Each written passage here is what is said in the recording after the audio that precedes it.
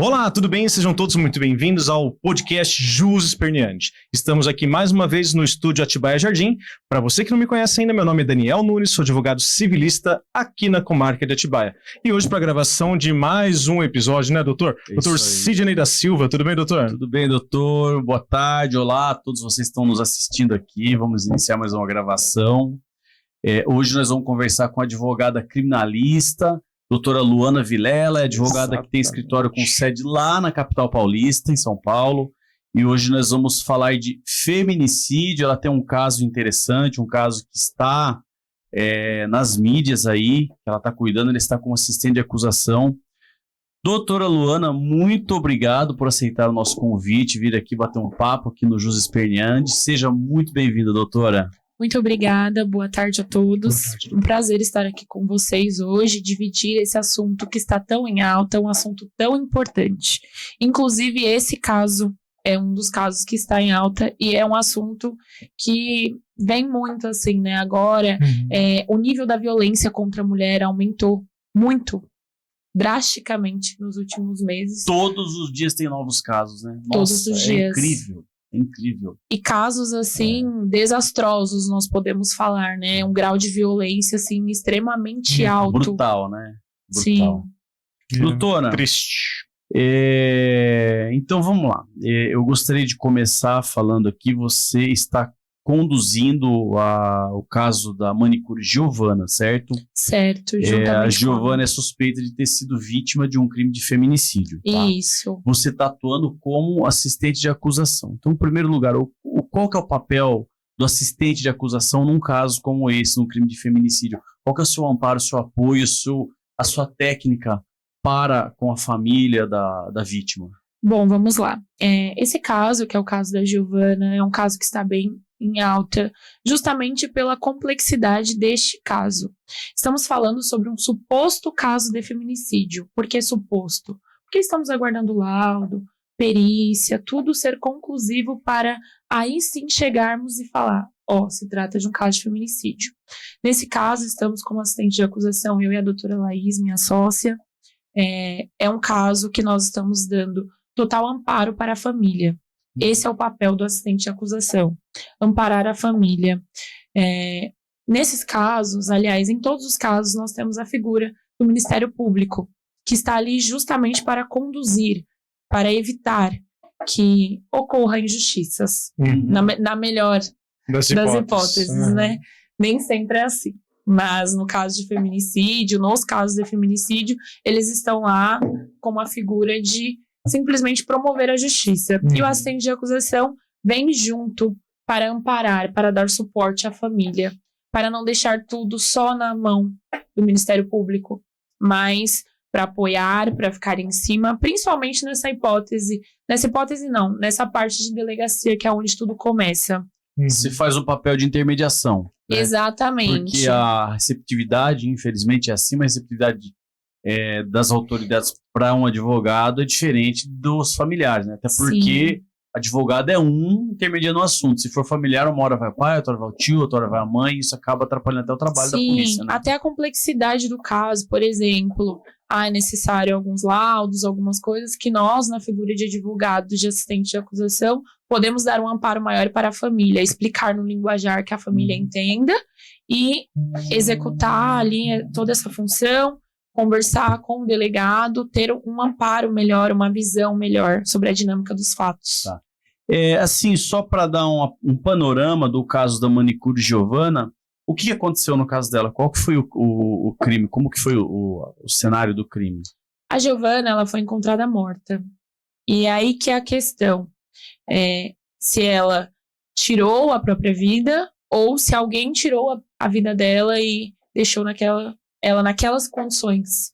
Então, esse é um caso que a polícia está em cima, a TV está em cima. Tinha requinte de crueldade, alguma coisa assim? Como que... O que acontece? A Giovana, ela apresentava várias marcas no corpo. E aí que entra essa questão toda. Porque ela era vítima de violência. Então ela tinha hematoma, então. Ela já era vítima. Tá. Ela já era vítima. Já foram apresentados boletins de ocorrência sobre essa questão. ela era uma pessoa que ela possuía essa dependência emocional, Uhum. assim como várias mulheres, Uhum. né, Que são vítimas por anos, né? que são vítimas por anos, já que o feminicídio, ele é a última, Uhum. é a última estação. É o exaurimento do crime. do crime. É o exaurimento do crime. Porque a violência doméstica, ela vem em várias fases. Uhum. E o feminicídio é o final ali, né? Tecnicamente começa com o psicológico, depois com o físico e o final acaba sendo... Vai avançando, né? São estágios, né? Estágios. Vai Sim. avançando. E é triste que a gente tem visto tanta notícia de feminicídio ultimamente, inclusive aqui no nosso estado, né? Uhum. Cada situação barbárie. Doutora, como que é a preparação jurídica para defender uma vítima ou seus familiares em um processo envolvendo feminicídio? Então, sobre essa questão toda do feminicídio, é importante observar vários pontos, né? Nós não estamos lidando com pessoas leigas, nós temos que ter um conhecimento técnico sobre toda essa situação, sobre todo o caso. Então, nós temos que olhar com propriedade e tratar ali a família com o maior cuidado possível, porque ali é uma vida que se perdeu.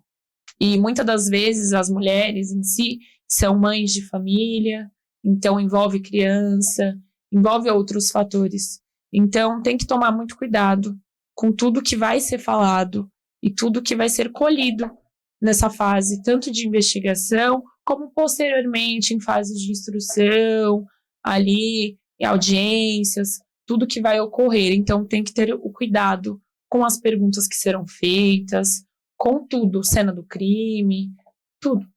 Viu? E na sua atuação como assistente, quando ainda está em sede de investigação, você chega a fazer pedido de diligências ao delegado, à autoridade policial? Sim, há alguns requerimentos, né, como imagens, monitoramento de câmera, até para saber essa questão de horários, há também toda essa questão dos laudos que nós ficamos em cima, embora a própria polícia seja muito efetiva no trabalho, nós como assistentes de acusação temos que ficar em cima. Ajuda, né? Ajuda a acelerar. Ajuda, né? Fazenda. Fazer uma pergunta. Nessa questão de feminicídio, que trata de violência contra a mulher, né, no exaurimento da violência contra a mulher, a gente percebe que a Polícia Civil, ela vem se especializando com delegacias de mulher, com equipe técnica especializada, né, para investigar. E aí eu te pergunto, essa especialização, essa questão da própria Polícia Civil, de dar mais atenção a essa área específica, tem ajudado na investigação ou ainda continua como antigamente, não houve nenhum tipo de mudança quando a gente fala de julgamento do processo, né, colheita de provas e tal? Queria saber se esse aperfeiçoamento da polícia trouxe algum benefício efetivo e real no processo criminal? Olha, tem causado sim benefícios, tem sido efetivo, porém são muitos casos. Uhum. Eu acredito que a própria polícia em si, ela não dá conta. Mas se não tivesse a especialidade, né, em alguns casos, faria falta? Faria falta. Justo porque a polícia, ela dá uma proteção. Só que não tem como a polícia estar na porta da sua casa. Não, mas a pergunta ali. não é a proteção. A pergunta é, ocorreu o crime. Certo. Existe alguma parte da Polícia Civil especializada na perícia para dar um pouco mais de atenção a esses casos, ou não? É só no pré-crime? Não, é só no pré-crime.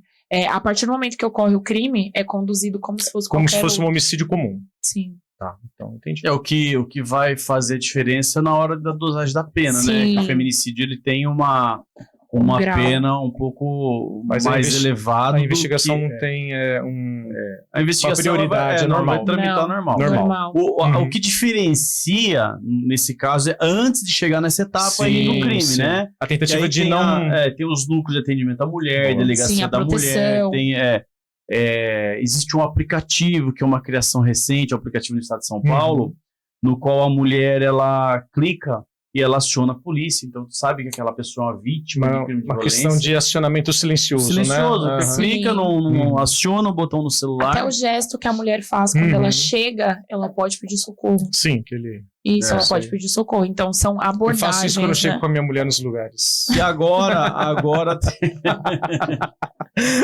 As pessoas não entendem, eu chego, tudo bem? E aí, como você tá? Tô brincando. viu?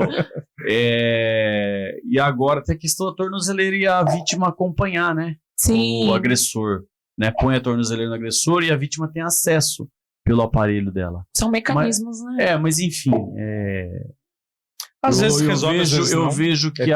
o legislador tem criado muito mecanismo, mas quem deve executar e tomar conta para que se use, parece que não dá tanto valoração quanto o legislador deu na hora de criar. Né? Sim. Existe lei. um delay entre... As pessoas quem falam que não criou- tem lei. É, Lei tem. Tem muitas. O que falta Olha, é a aplicabilidade. Eu como não sendo o único criminalista aqui dessa mesa, eu tenho o direito de perguntar, né? Sendo como leigo, né, no criminal. A punição para o feminicídio, né? Eu já penso, sem estudar, que por falar feminicídio, a gente está tratando de algo específico de homicídio contra a mulher. Sim. A punição, ela é mais severa? É uma Mais pergunta. severa. É mais severa? Beleza. Mas, severo, existe o tipo penal específico. Específico que é um aumento de Sim. pena. É uma pena Ou é maior. uma pena maior. Mais branda, assim. Dentro do homicídio é como se fosse uma qualificadora. Isso aí. É uma pena mais branda. Boa. A Entendeu? questão é a aplicabilidade, né? Porque a lei, ela existe, tá lá. Tá. Só que a aplicação. Deixa eu só fazer uma outra pergunta. Por exemplo, o cara tá andando na rua e, sei lá, aconteceu de ele matar uma mulher. Mas não porque ele não gosta da mulher, ele nunca viu a mulher na vida, aconteceu um homicídio, por exemplo. O cara foi assaltar. Vai responder por feminicídio. Então, a pergunta Por é via essa. das dúvidas, é feminicídio. A pergunta é essa. Vamos supor que foi cometer um assalto. Uhum. E uma pessoa reagiu. E ele atirou. Não sabia, estava encapuzado quem reagiu. E aí, quando viu, depois de morto, era mulher. Ele responde por homicídio ou por feminicídio? Qual o que distingue você colocar a pessoa, olha, é feminicídio porque ele tinha uma relação amorosa, uma relação afetiva, ou porque ele não gosta de mulher, ou qual é o tipo penal, ele se enquadra como? Basta matar uma mulher? Ou tem que ter um relacionamento prévio para ele responder por feminicídio? Vocês entenderam o que eu quis É dizer? que assim, depende do contexto, no sentido de que ela morreu em razão de ser mulher. Não, era um assalto, por exemplo. Não, então não enquadra como Então é um homicídio Não. simples. O feminicídio... São perguntas que eu quero colocar para... Né? O feminicídio, o objetivo do crime de feminicídio é ter uma punição mais severa para aqueles casos no qual, por exemplo, vamos botar o machismo. Uhum. Sim. Vamos usar Tá. o machismo como exemplo. Aham. Vai lavar louça, você que tem que lavar a louça. Não vou lavar a louça, não, mas é um papel seu de lavar a louça. É em E aí, razão, né? É em razão De ser mulher. de ser mulher, entendeu? Entendi. Não é num caso igual você está falando, por Um exemplo. roubo, Um latrocínio. O cara comete um latrocínio, Sim. não tem. Um suposto tem erro como. do tipo. Não tem como. Uhum. Né? É que o crime de feminicídio ele é justamente em razão de ser mulher. Ele tem que ter um motivo, então. A por motivação ser de mulher. a pessoa morreu por ser mulher. É. Simples fato de ser mulher. Isso. Entendi. Sabe aquele... vamos dar um exemplo. Uma briga num baile, Tá. né?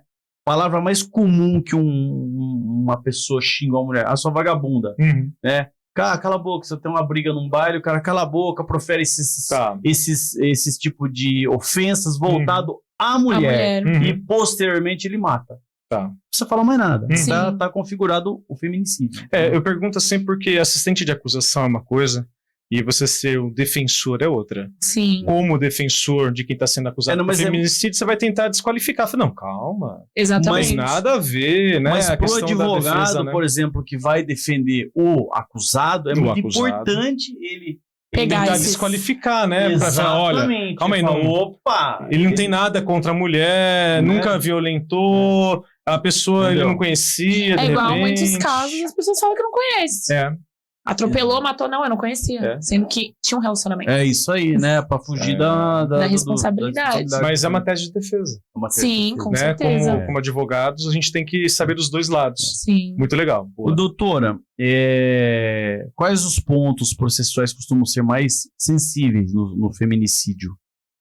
Eu acredito que é exatamente o que ele falou, a parte do contexto ali. De você conseguir provar, de fato, que existe essa relação. Porque, por exemplo, quando você pega um caso que a mulher ela já sofreu violência e se deu o feminicídio, ali está muito claro quem é o suposto suspeito ou quem de fato praticou. Agora, e quando você pega um cenário completamente diferente, que você tem que comprovar isso? Porque nós, como assistente de acusação, nós visamos comprovar essa situação. Uhum. E o defensor, ele tenta mostrar que não ocorreu daquela forma. Então, eu acho que esse é o ponto principal, é você analisar a história. Porque, embora ocorra todos os dias o feminicídio, existem alguns casos que, de fato, não ocorreu aquilo ali. Tem o histórico. Então você tem que conseguir comprovar, trazer aos autos. Trazer os autos. O inquérito policial, quando ele é instaurado, ele tende a investigar os fatos ocorridos em si. Ocorreu um crime. É a busca da verdade real, né? A manicure Giovana, ela foi encontrada morta, né? Há uma suspeita de ser um feminicídio. Mas, assim, o cenário a ser investigado é o cenário da morte. Como foi encontrada, fazer perícia local, perícia do corpo, essas coisas, né? Só que para que se configure e fique definitivamente comprovado o feminicídio, é necessário, não tem o que fazer, tem que trazer o histórico. E aí vai trazer o histórico, descobre que foi o ex-companheiro, ex-marido, ex-namorado que cometeu. E aí vai trazer um histórico, ele já batia, já agredia, já ofendia, já ameaçava, entendeu? Tudo isso aí vai agregar a assistente. Exatamente. São pontos que tem que ser analisado minimamente, justo porque o papel da defesa ou o que seja da assistente de acusação não é acusar um inocente. A defensora ali... É buscar a verdade. É buscar a verdade. Independente do lado que nós estamos, lógico que quando você está fazendo a defesa, você quer absolver o seu cliente. Sim, lógico. Só que tem que ver os parâmetros, tudo que foi juntado, né? Se é possível essa defesa ou não, ou se nós vamos brigar ali na dosimetria para reduzir alguma coisa. Você pensa, um caso como esse que a doutora está à frente lá na capital, pode ser finalizado o relatório como um suicídio, cara. Um suicídio. Você entendeu? Há suspeitas, tá? Mas para que... há indícios, né? Mas para que determine se foi um feminicídio ou um suicídio, é necessário trazer o histórico e fazer o levantamento ali, igual ela fez pedir diligência, laudos e perícias, entendeu? Que vai determinar se ela foi suicidada, se ela se suicidou, se ela foi morta, entendeu? Cometido um feminicídio. Uma investigação. Doutora, vamos falar então. O sistema de justiça está preparado para lidar com a complexidade dos casos de feminicídio? Essa é pesada, né? Essa o juiz lá da Barra Funda vai lembrar da sua carinha a hora que você responder. Na verdade, a minha visão é que o sistema de justiça não está preparado para nenhum crime hoje, né? Que a gente acabou de falar, né, doutora? Começa por aí, não só o feminicídio. Nós acabamos de falar. O legislador cria dezenas de leis para beneficiar, né, para punir mais severamente quem comete esses crimes. Para proteger uma parcela da sociedade, né? Só que quem está na linha de frente, que tem que cumprir, não aplica da forma que deve ser aplicada. Então, sabe, eu não sou criminalista, desisti de ser há um bom tempo, porque eu sou muito indignado com algumas coisas do direito penal, né? Às vezes eu penso assim, você talvez consiga diminuir o crime dando o exemplo, né? Tipo assim, uma punição severa, uma punição que a gente está vendo que está acontecendo lá em Brasília, né? Punir severamente para que as pessoas falem, opa, não compensa. Não vou fazer isso porque a punição acontece de verdade, entendeu? Mas trazer isso para feminicídio, para homicídio, para latrocínio, não só ficar como está hoje lá em Brasília, né? Mas penso eu, se as coisas funcionassem de verdade, e as pessoas sentissem que a justiça é feita e que não teria... Como é que acontece quando não é aplicada a justiça?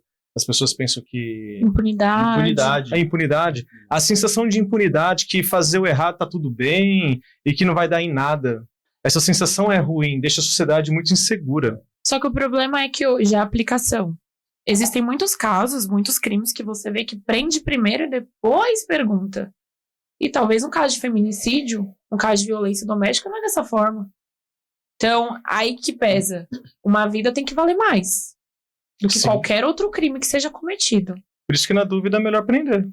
Então, Pelo sim, pelo não. Mas assim, até que ponto? é que depende, doutora, muito da região, viu? Eu acho que Sim. é regionalizado. É. Porque, por exemplo, aqui na nossa região, Uhum. esses crimes de violência doméstica, a pessoa tem que ter ficado presa. Eu Sim. vivo batendo nessa tecla aqui no podcast. Inclusive que eu vejo que a prisão no caso de violência doméstica, não quero que soe como um machismo da minha parte, mas ela viola o princípio da homogeneidade. Qual que é esse princípio? Esse princípio ele diz assim que a pena principal ela deve ser mais gravosa que a provisória. Sim. Então, assim, se ele for condenado por ele ter sido acusado de ameaçar a mulher e a condenação não suportar uma pena em regime fechado, não tem sentido prendê-lo preventivamente. Sim. Você entendeu? Por Você quê? prende e condena o cara em aberto. É uma medida provisória, uma medida cautelar. E aí, quando vem a condenação, vem no regime aberto. Não tem Sim. sentido, você Verdade. entendeu? Isso é verdade. Mas eu bato muito isso aqui na nossa região, porque eles prendem. Aqui no interior eles Os prendem. juízes são Tem- bastante conservadores e assim, caiu, dependendo da gravidade, do contexto, deixa preso. Violou, deixa preso. Eu tenho sentido agora um pouquinho flexibilização, no sentido de quando tem uma denúncia de violação, Sim. pedido de explicação do juiz. Peça que o acusado, o investigado, explique se houve realmente a violação e o que aconteceu. Pra justificar. Justificativa, esse é o termo. Mas isso é bom. Se todos os lugares fossem assim, talvez diminuiria, né? Porque pra lá nem sempre é assim. Aqui. Por Uhum. exemplo, uma pessoa chega numa delegacia e ela fala: eu bati, eu agredi, mas eu não matei. Por que essa pessoa sai? Ela cometeu um crime. Uhum. A agressão é um crime. Uhum. Principalmente contra a mulher, nesse contexto de violência doméstica. Nossa, bota a cabeça do delegado em parafuso, né? A mulher apareceu morta e o cara foi lá e falou: não, eu bati, mas eu não matei ela, ela estava viva. E aí a mulher apareceu enforcada. Então. Né? Bom, Complicado, hein? doutor, na sua visão, o número crescente de feminicídios reflete falha no sistema de proteção? Olha, eu acredito que sim. Embora haja muitos mecanismos, muitas formas de proteger a mulher, são muitos casos, né? A cada 10 minutos uma mulher morre. Então, são muitos casos. Uhum. Então, eu acredito que há uma falha. Por que acontece tantos casos assim? Mas vem cá, a cada 10 minutos uma mulher morre. Morre de feminicídio? Feminicídio. A cada 10 minutos? A cada 10 minutos. Há pesquisas. A nível sobre Brasil? isso. A nível Brasil. Há pesquisas sobre isso. Então, assim, são muitos casos. Não é normal acontecer isso. É complicado.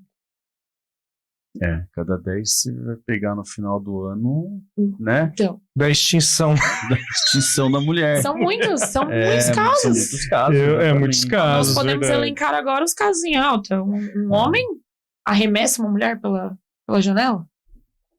Outro homem arrasta uma mulher. Por um quilômetro. Mas eu entendo o que a doutora falou. Então, né? assim, eu acho que a tá cada acontecendo. 10 minutos uma mulher é agredida. Porque se for morrer a cada 10 minutos, doutora, no nesse final do ano não tem mais Não. mulher no Brasil, pelo amor de Deus. Não, mas nesse Né? sentido de que se torna uma vítima. Ah, sim.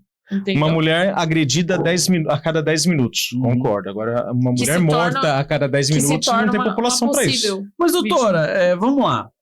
Tanta rigidez na lei, tanta criação de aumento de pena, de qualificadora, e os crimes continuam crescendo. O que você acha que resolveria a médio prazo?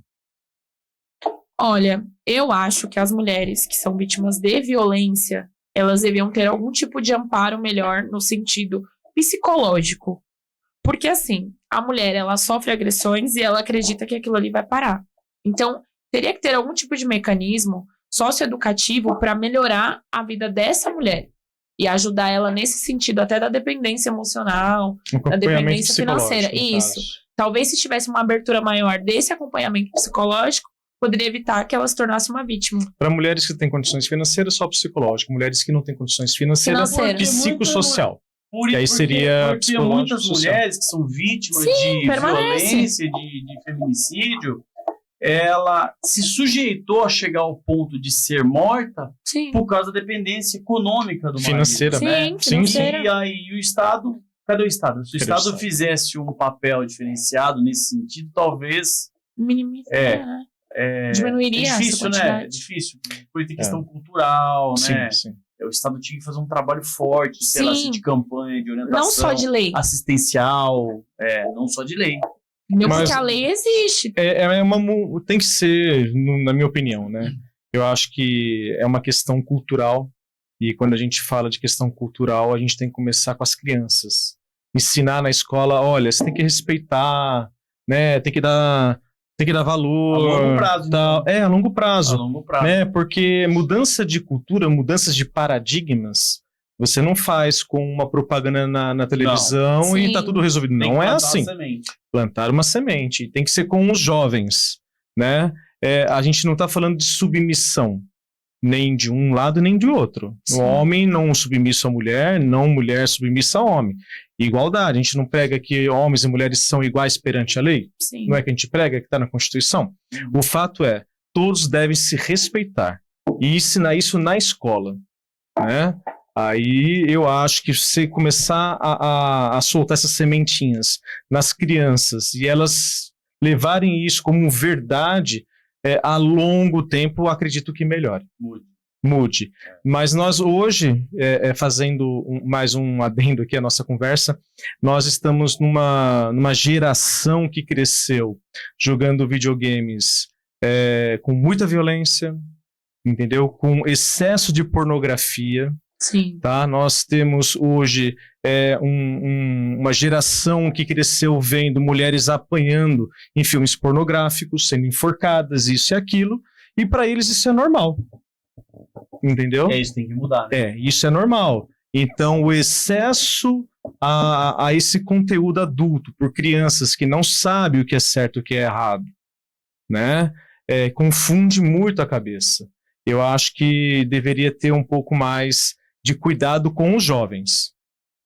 Hoje nós temos uma sociedade que tem uma leva de pessoas doentes, psicologicamente falando, que eu não sei como que vai resolver essa situação dessas pessoas que estão doentes, psicologicamente falando, né?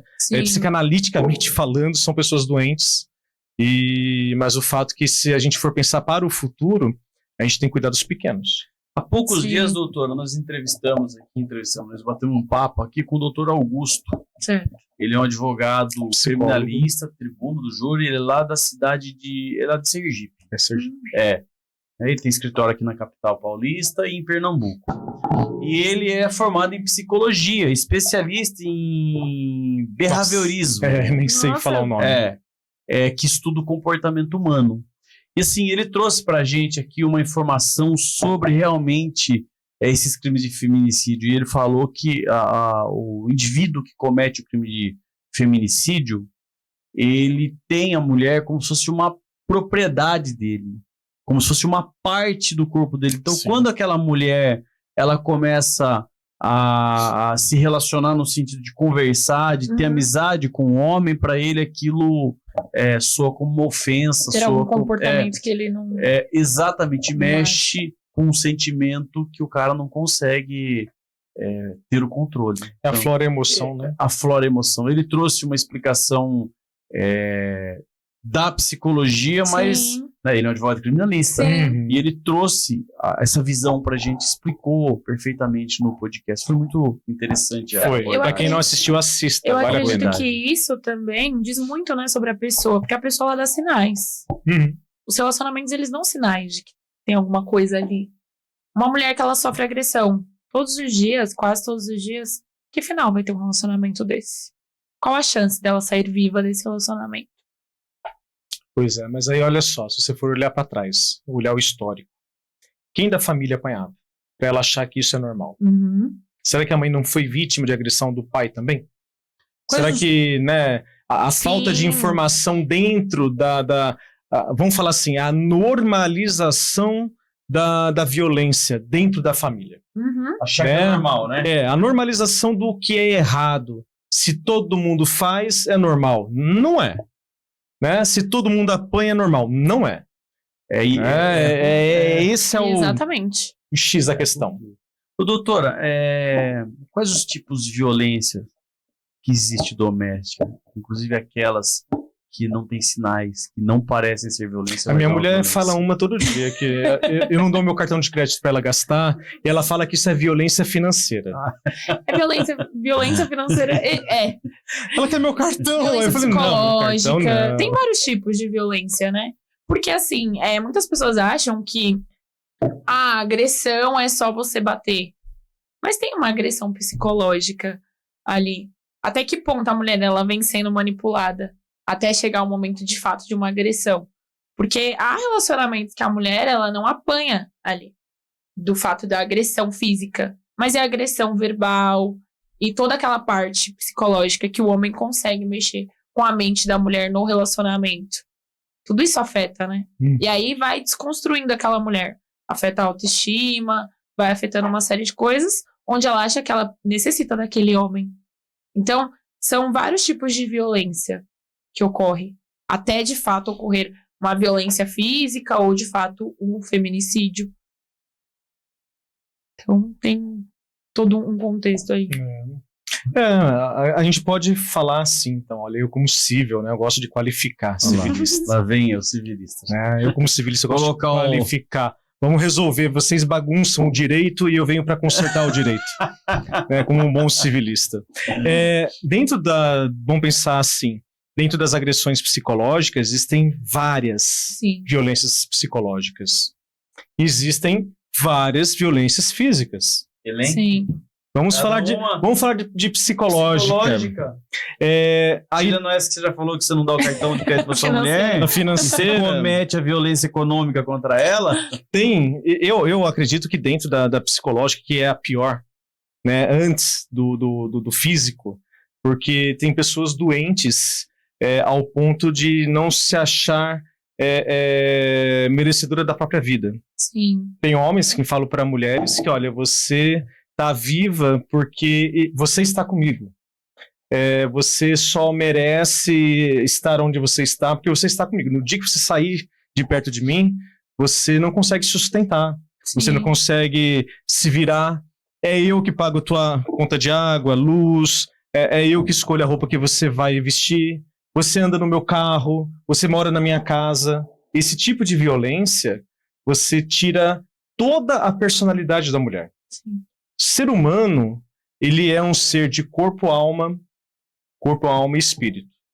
A partir do momento que você tira do ser humano o direito de ter a própria personalidade, de decidir por si, e ela achar que ela é o espelho do outro, ela não é mais ninguém, é uma pessoa vazia. Agora você imagina uma pessoa vazia, ela está sujeita a qualquer tipo de violência. Então, na minha opinião, a pior violência que tem é a psicológica. E a partir do momento que o cara começa a partir para a agressão, é porque a pessoa que está dentro daquele vazio começa a acordar.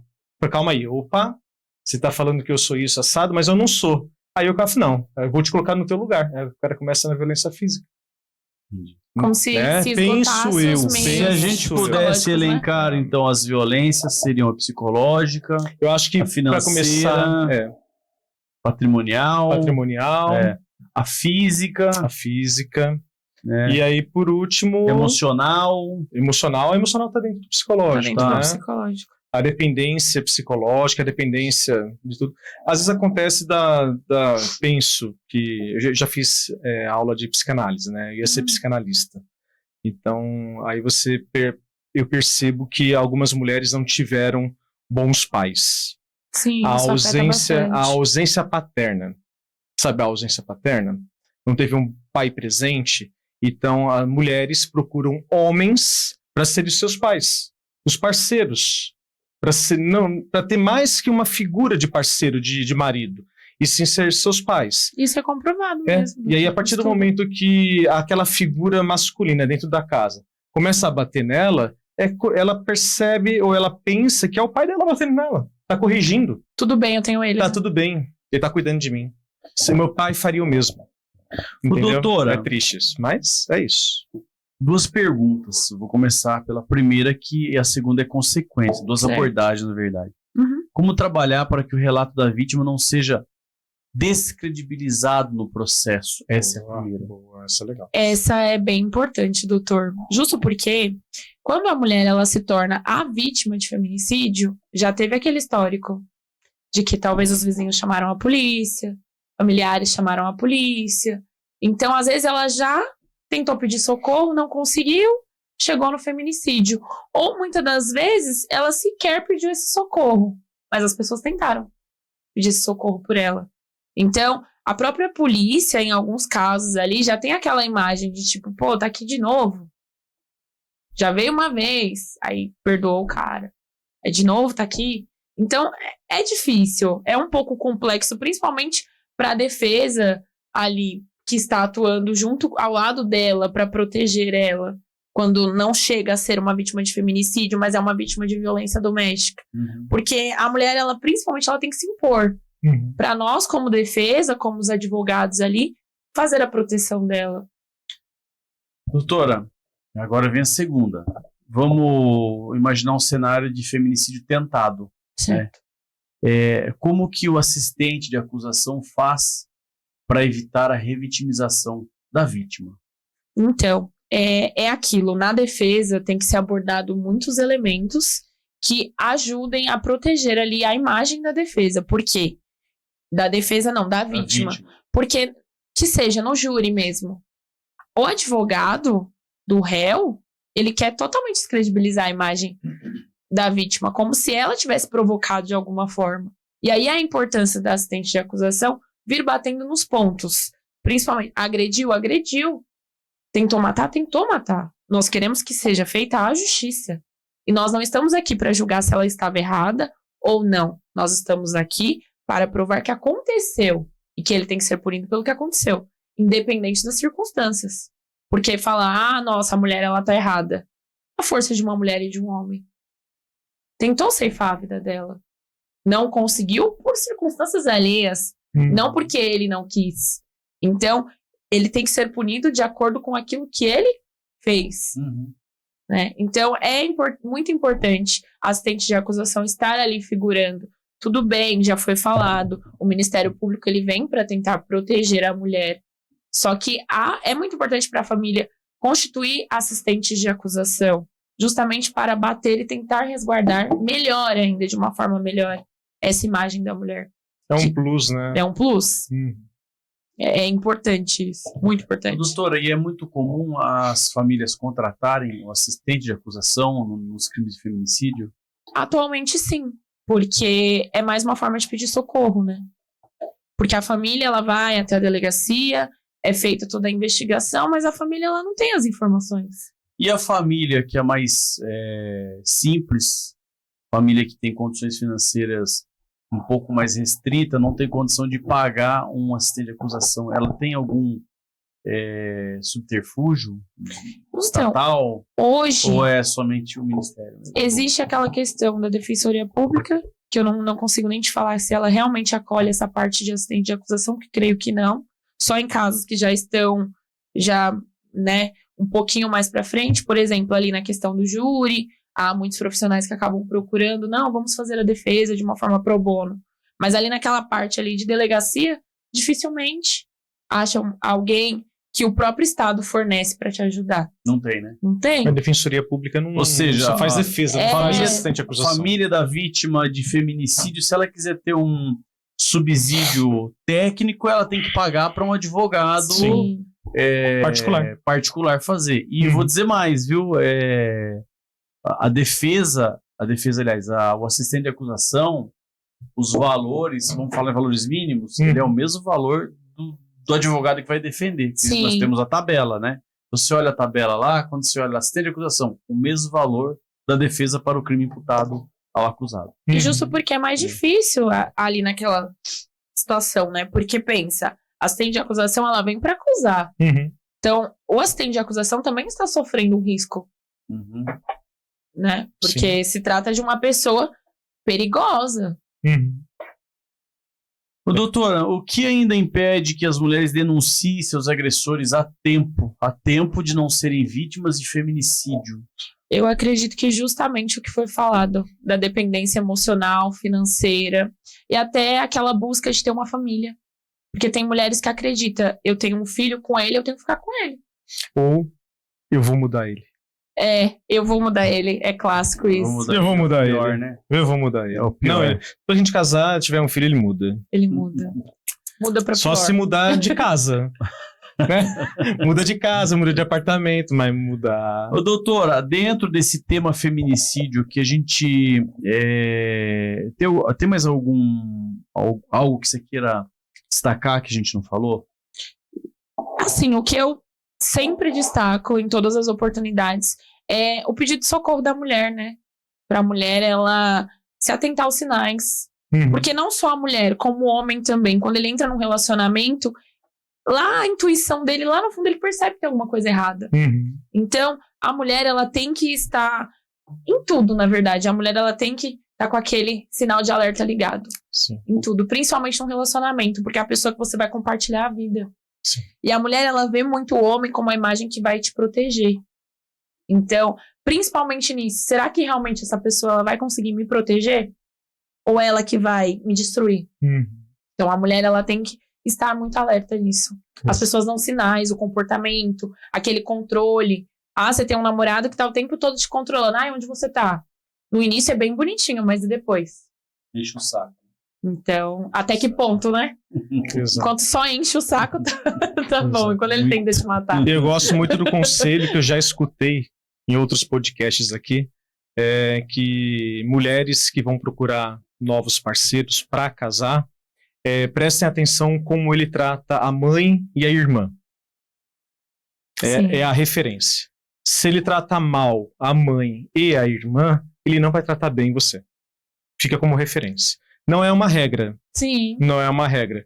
Mas há indícios de que se ele trata mal a mãe ou a irmã, ele vai te tratar mal. Então fica só uma dica, não é uma regra, mas fica como dica. E aí eu queria fazer algumas perguntas de cunho pessoal, se o doutor me permite fazer Claro. a pergunta, doutora. Óbvio. Doutora, o que te motivou? Eu queria só encerrar ainda com o feminicídio com mais uma questão. Ok. Doutora, se não você fala que não tem problema. Você queria falar um pouquinho desse caso da manicure Giovana que você está conduzindo? Ou como é que foi? Como é que chegaram até você? Que pé que tá são as investigações? Se está em investigações ainda? Bom, esse caso da Giovana é um caso que está um pouco complexo ainda, principalmente porque faltam alguns elementos para fecharmos esse quebra-cabeça. Se de fato foi um feminicídio ou não. A família procurou a doutora Laís, que é minha sócia, inclusive uma profissional brilhante, preciso fazer o marketing da minha sócia. Doutora também. Laís, um forte Ela é abraço excelente. do estúdio Atibaia Jardim, do nosso podcast Jus Esperniani. Jus Esperniani. Então a família a contatou, nós conversamos com a família, estamos tentando amparar a família da melhor forma, porque a Giovana ela já era uma vítima de violência doméstica. Então, por esse motivo, a família acredita que o esposo, o ex-esposo, né, não se sabe ao certo como era o relacionamento deles, se estavam ou não juntos, foi a pessoa que ceifou a vida da Giovana. Ou foi a pessoa que a induziu a tirar a própria vida. Então, ainda falta concluir os laudos, ainda tem algumas coisas que estão em aberto. Então, nós não podemos falar que houve, de fato, feminicídio ou não, mas se trata de uma morte suspeita até o momento. Induzir, auxiliar e instigar É um crime. ao suicídio é crime, né? É crime. E a Giovana, ela tinha um histórico de problema psicológico, psiquiátrico, depressão, ansiedade, essas coisas. Vocês chegaram a pedir para que a autoridade oficiasse o centro de atendimento, vamos dizer assim, a Santa Casa, o UPA, para ver se ela existia um histórico de tratamento? Então, o que acontece? É falado até pela defesa, né, do suspeito, que ela era uma pessoa que ela tinha depressão. Entretanto, não há nenhum tipo de comprovação. A mãe dela, que realmente faleceu, ela era uma pessoa depressiva, que a própria família fala que a depressão acabou matando. Mas a Giovana não, muito pelo contrário, ela era uma jovem de 25 anos, mãe de 2 crianças. E trabalhadora. E o local que ela foi encontrada morta, onde estavam as crianças? A guarda do filho mais velho, ela havia perdido devido à criança acompanhar violências que a mãe sofria. Então, ela foi tirada daquele ambiente familiar e foi levado para a família paterna. E o bebê estava na casa da vizinha. Então, na casa da vizinha? Isso, então, há algumas complicações a respeito disso, porque é falado que estava com a vizinha, outro momento é falado que estava na casa. Contradição. O bebê tem 2 meses. Tá. Contradição. Mas quando a polícia chegou, o bebê não estava no imóvel. Não estava. Doutor, prossiga. Então tá. Isto posto. Desculpe lhe interromper, mas é que eu precisava perguntar disso pra ela. Sim. Agora eu quero fazer algumas perguntas pessoais. Doutor, o que te motivou a escolher a advocacia criminal como área de atuação? Bom, quando eu entrei na faculdade de Direito, eu entrei pensando que eu me tornaria uma delegada. Só que logo o tempo foi passando, me formei, até você se tornar delegado, tem todo um percurso de concursos, comecei a advogar, me apaixonei. Então, eu advogo, lógico, financeiramente também, né? Mas por amor. Eu amo o que eu faço. Doutora, você começou advogando na criminal para adquirir experiência, para somar aquele tempo que você tem que ter de advocacia para concurso. Concurso público. Sim. E aí na área criminal, porque é voltado ao cargo público que você pretendia. Exatamente. E aí você gostou. Eu me apaixonei. Logo quando eu peguei a certidão, não era nem a carteira ainda, eu já comecei a entrar. Cadê só a bicha? Cadê só K4 no balcão lá do delegado? Quantas vezes eu fui pra cadeia com a A4? Ô, doutor. Cadê só a B? Tá aqui, ó. Você joga A4 na mesa. E quando você vai pra cadeia com uma A4, não tem foto, tem nada, né? Aí o cara vai lá no sistema da OAB, coloca. Aí depois que ele confere. Ô, doutor, tudo bem? Antes, quem é você? Deixa eu dar uma olhada aqui. Ô, doutor. É isso mesmo. É um barato. Doutora, e me fala, como que foi o início da sua caminhada na área penal? Começou como? Aonde escritório próprio, em casa, com parceria? Como foi o início da advocacia criminal? Bom, vamos lá. O meu primeiro contato com o criminal foi eu fazer um estágio em um escritório de uma professora minha da faculdade. E lá nesse estágio era só previdenciário, civil, era só essas coisas. Até que um belo dia chegou um caso criminal. Ela falou, olha, eu vou pegar esse caso pra você. Vamos ver se você vai querer ser criminalista mesmo. Foi um caso, assim, extremamente complexo, que eu nem gosto de falar sobre o contexto desse caso. E ali foi meu primeiro contato. A partir dali eu vi e falei, nossa, eu gosto. E assim foi fluindo. Hoje em dia tenho uma sociedade com a doutora Laís, trabalhamos juntos em vários casos, porém eu sempre fui muito sozinha, não tive berço. Minha mãe não é advogada, meu pai não é advogado, eu sempre tive força de vontade. Bem-vindo ao clube. Bem-vindo ao clube mesmo. Então, sempre foi essa correria. De início eu entrei em grupos, Solta Meu Preso, Lili cantou, em Facebook, Instagram, e aí foi surgindo, fui fazendo aquele porta de cadeia aqui, porta de cadeia ali. Então não me envergonho de falar, sou uma advogada porta de cadeia. Porque foi ali o meu começo.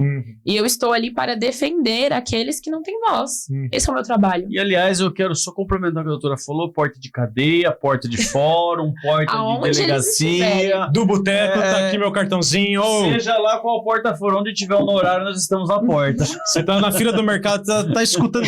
Desculpa, não pude deixar de escutar. Toma meu cartãozinho aqui, ó, me procura no escritório. Exatamente. Né? Doutora, há algum desafio na advocacia criminal para a doutora sendo mulher?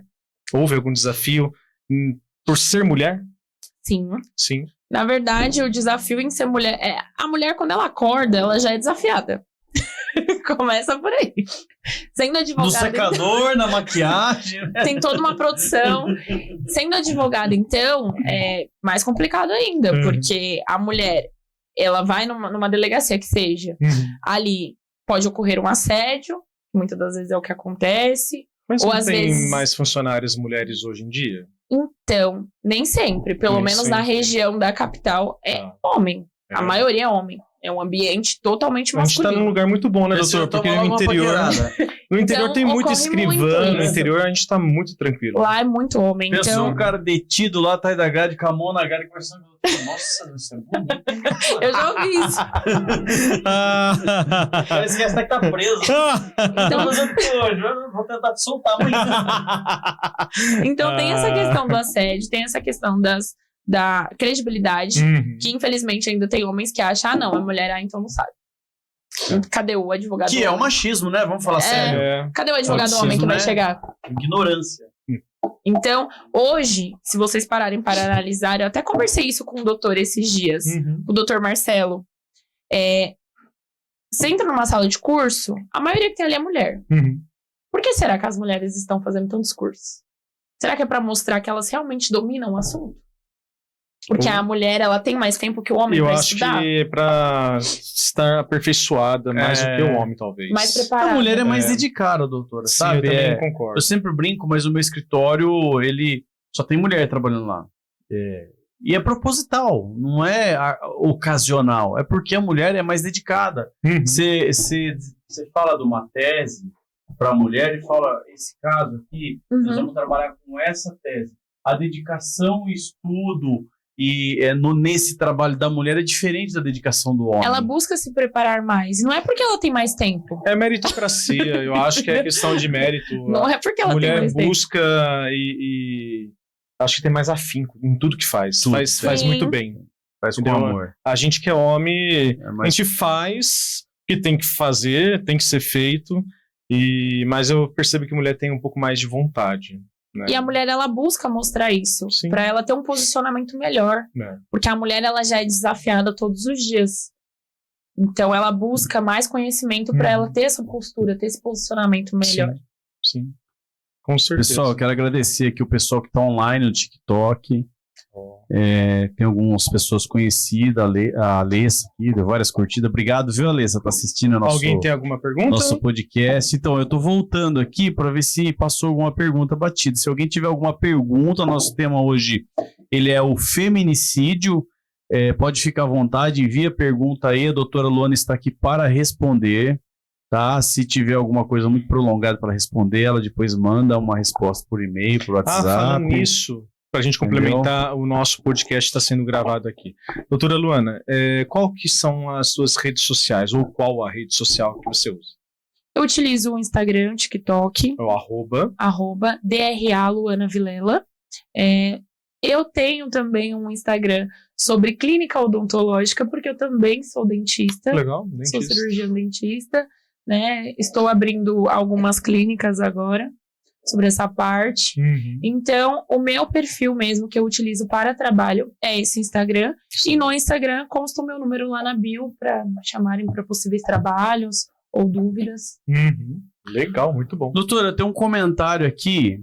Não é uma pergunta, mas eu gostaria que você tecesse sobre o assunto. Explane. O 50, ele falou assim: a justiça é falha demais, não vale nada, só tem lei para ricos. Infelizmente, eu não digo que a lei é para ricos, mas quem faz a aplicabilidade às vezes acaba favorecendo ali pessoas que têm uma condição financeira melhor. Infelizmente acontece. Nós não podemos fechar os olhos e falar que não acontece. Às vezes há um jeitinho brasileiro que nós não gostamos de falar, mas infelizmente acontece. Mas não significa que é para todos. Uhum. Existem profissionais ruins em todas as áreas, como existem profissionais bons que aplicam a lei. Então, Eu vou além do seu pensamento, doutora, respondendo o nosso colega aqui. A pessoa que tem dinheiro, ela tem condição de chegar mais longe. Então vamos pegar um exemplo básico aqui, só para a gente exemplificar. Você pega uma defesa criminal para fazer um crime simples. Então você tem ali o inquérito policial, é um valor para você fazer, sim. tá?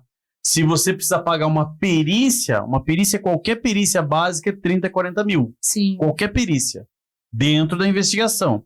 Aí depois foi denunciado, nós vamos entrar na resposta à acusação. É outro valor para você defender. Sim. Depois tem a sentença, a apelação ao Tribunal de Justiça. É mais um valor para você cobrar. Terminou, julgou, fez o acórdão da sua apelação, Às vezes os embargos já estão incluídos, às vezes não, tem os embargos. Dependendo da votação, tem os embargos infringentes de nulidade, é outro valor. E aí, recurso especial. Vamos pra cima, recurso especial, negou a admissibilidade, aí você tem que fazer um agravo, é outro valor. Então, assim, reclamação não é que a justiça só tem para rico, é que o rico tem condição de chegar até a sentença. Tem mais possibilidades. É isso. É até a sentença. Você entendeu? Então, às vezes... Sentenciou, calma aí, quantos anos é? Qual é o valor da defesa? Eu acho que vou tirar a cana. Pra mim sai mais barato eu cumprir a pena do que fazer a defesa. Até uma questão de júri, né? A quantidade de profissionais que estarão ali te representando. Quantidade e qualidade, né? Sim. Que pode contratar um advogado do júri. Assim, a infografia, que não tudo. Isso, que não tem notoriedade, tá começando. Como ele pode chegar lá no Auri Lopes Júnior? Quanto você cobra para fazer um júri aqui? Cobro 3 milhões. Beleza, pode vir. Faço o Pix, né? Exato. Entendeu? Então, assim, é que o dinheiro chega onde a falta de dinheiro não chega. Exatamente. É igual um ônibus. Você tem 10 reais, você vai pegar um ônibus. Você chega até aí, Terra Preta, né? Agora você tem 500 pau, você vai pra Batuba, velho. Ainda dá pra tomar uma cerveja no quiosque. Entendeu? O dinheiro te leva a lugares onde te leva a lugares, te abre no processo portas. penal é a mesma coisa, pessoal. Infelizmente é isso. A gente brinca, mas é a triste realidade. Ó, tem 13, 15 mensagens. Agora lascou, né? Agora a gente abriu pra mensagem aqui. Vamos ver aqui. Vamos ver as mensagens aqui. Tal. Não, é só pessoas que estão entrando na live. Bom, doutora, eu te falei que o tempo voava no podcast. Sim, passou muito rápido. Nós já cravamos a 55 minutos. Nossa, passou rápido. Eu acho que nós vamos caminhando para o momento final. Eu quero agradecer a sua presença, agradecer a sua disponibilidade. A doutora veio lá da capital, lá de São Paulo, exclusivamente para fazer o podcast aqui. Muito obrigado, doutora, foi muito bom. É um tema que está super em alta, é um tema que vai dar muito, como dizia minha avó, muito pano para manga ainda, entendeu? E a gente vai longe. Lembrando que a Janja tá chorando toda noite por causa disso. Doutora, se você quiser deixar o seu recado final para quem nos assiste, pode ficar à vontade. Doutores, muito obrigado por me receber aqui. O papo foi excelente, né? Se for sentar para falar realmente sobre o feminicídio, sobre violências nesse contexto, nós ficaremos aqui por horas, dias. Certeza. Tá? Mas muito obrigado pelo convite. Peço para vocês me seguirem lá no Instagram, que eu mostro a minha rotina. E deixo um aviso, né, para as mulheres, como já foi falado tanto, né, para prestar atenção nos detalhes, para se cuidar, para cuidar mais da família, observar bem o parceiro que se escolhe para estar ao lado, né, justo porque é a pessoa que nós, mulheres, né, pretendemos dividir a vida. Então, observe os sinais, tá? E muito obrigada. Nós que agradecemos, doutora. Muito bom. Bem, e eu vou deixar aqui o meu muito obrigado para aqueles que nos acompanharam até aqui nesse podcast. Foi um podcast muito legal, um podcast que trouxe muita informação de um assunto atual, né, doutor? Isso é muito atual. Isso aí. Então, para você que ficou até aqui e ainda não nos segue lá no YouTube, não se esqueça de se inscrever no YouTube, dar aquele like, manda o link desse podcast pro pessoal da família, pros amigos, vamos fazer com que o nosso podcast consiga ir mais longe. Contamos com vocês. E é isso, doutor. É isso aí. A Abracrim tem mais alguma coisa pro final de ano? Não, pro final de ano talvez estamos pensando em fazer uma confraternização aí, não sei se vai dar tempo. Okay. A gente está só finalizando o evento que aconteceu, que aliás eu agradeço a todos os presentes no nosso evento, nosso primeiro encontro da advocacia criminal, que foi o maior sucesso, casa lotada, pessoas realmente engajadas, comprometidas com o direito criminal. A doutora Luana estava lá, entendeu? Teve pessoas da capital, de Guarulhos, do Vale do Paraíba, do Rio de Janeiro, do Rio de Janeiro, da região de Campinas, tudo prestigiando esse evento. Doutor, foi sensacional. Então, para você que teve, para você que contribuiu, para você que apoiou, para você que patrocinou, o nosso muito obrigado, e esse movimento ele só faz com que a gente continue forte no nosso trabalho dentro da Abracrim. Então, da minha parte é isso. Peço para quem não segue a Abracrim no Instagram, nos siga lá, é Abracrim, _Bragança Paulista. Aliás, _Bragança PTA. Precisamos chegar a quantos inscritos no Instagram? 1.000 inscritos para nós fazer live. E quanto que nós estamos lá? Tá quase. Tá, posso até olhar aqui se quiser. Então, mas estamos por favor, batendo na trave. um apelo para quem Menos vai de nos 50 assistir. pessoas. Um apelo. Faça a inscrição na Abracrim Bragança Paulista. Pessoal aqui do TikTok, vamos lá, pessoal aqui do TikTok que está online nesse momento. Convoque no mínimo 50 inscritos agora. Sigam a Abracrim lá no Instagram, é Abracrim_Braganca PTA. Lá tem todos os eventos que nós fazemos aqui na região de Bragança Paulista. E fazemos lives e precisamos voltar a fazer live, né? Para fazer live tem que bater 1.000 seguidores. Isso aí. Sim. Tá bom? Então, quero deixar um abraço para quem vai nos assistir aqui no YouTube. Também, lembrá-los que nós estamos no Deezer, no Spotify. É só acessar lá, tá lá Jus Esperniandi. Você pode nos escutar enquanto dirige, tá? Com segurança.